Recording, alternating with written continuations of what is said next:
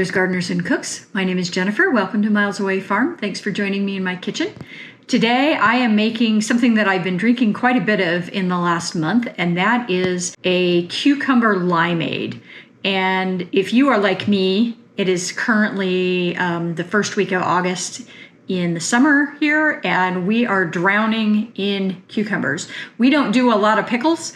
And so I don't plant a lot of cucumbers because I know that they won't get all eaten. And I'm just not one of those people that like puts a cucumber on every salad they've ever eaten. I'm not a huge cucumber eater. I like them.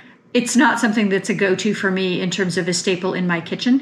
And so I just plant a few plants, but even so with that, I am just buried in cucumbers this time of year.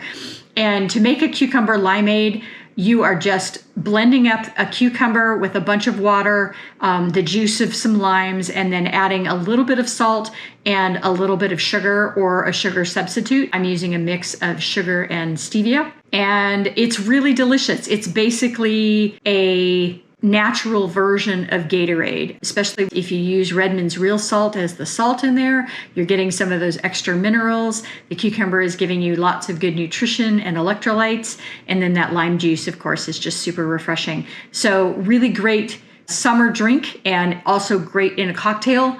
Fabulous for hot summer days when you're out harvesting and you're needing to keep yourself hydrated. Let's get started.